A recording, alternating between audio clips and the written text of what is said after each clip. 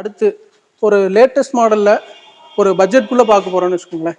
2017 register Chevrolet sail யுவா single ownership கண்டிஷன்ல இருக்குன்னா வெறும் 55,000 கிலோமீட்டர் ஓடி இருக்கு. டயர்ஸ்னால 80% இருக்கும்னா இன்டீரியர்ஸ் பாருங்க பக்காவா இருக்கும். சீட் கவர் டேஷ்போர்ட்லாம் பாருங்க ஒரு சின்ன ஸ்கிராட்ச் கூட இருக்காது. அந்த அளவுக்கு நல்லா நான் வந்தால உட்கார்ந்துல பார்த்தேன். ஓகே ஓகே எப்படி கம்ஃபர்ட்டபிளா இருக்கா என்ன? Seat covers noodles mat android set போட்டிருக்காங்கண்ணா. ரிவர்ஸ் கேமராவோட இருக்கு. ஏசி ஒர்க்கிங் கண்டிஷனு 2 கீ எல்லாமே இருக்குன்னு வச்சுக்கோங்களேன். வண்டி அவ்வளவு சூப்பரா இருக்குண்ணே. இன்னைக்கு இதே செக்மெண்ட் ஒரு 17 நீங்க ஆல் ரோட் எடுத்தா கூட 2.25 ரூபா அந்த ரேஞ்ச் இருக்கு. இல்லாம எடுக்க முடியாதுன்னா ஏர் பேக் வந்துடும். ஓகே.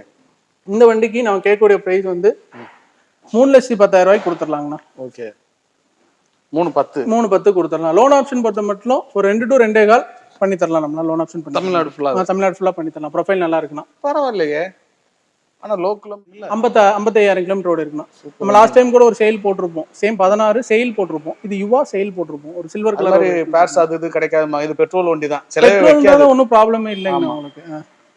பேர்ஸ் கிடைக்காம என்ன எல்லா வண்டிக்கும் மாருதி சுசுகிக்குமே ஒரு இண்டிகேட்டர் ஹெட்லைட் மாத்தணும். எல்லா பார்ட்ஸுமே ஒரு 2 நாள் 3 நாள் ஆர்டர் பண்ணி தான் வாங்குற மாதிரி இருக்கு. ஸோ அது மாதிரி அது 2 நாள் ஆச்சுன்னா இதுக்கு இன்னொரு 2 நாள் சேர்த்தி ஆகும்னு வச்சுக்கோங்களேன். பார்ட்ஸ் கிடைக்காம கிடையாது, கிடைக்கும். இந்த வண்டிக்கு அதை நான் 3,10,000 ரூபாய்க்கு கொடுத்துடலாம்.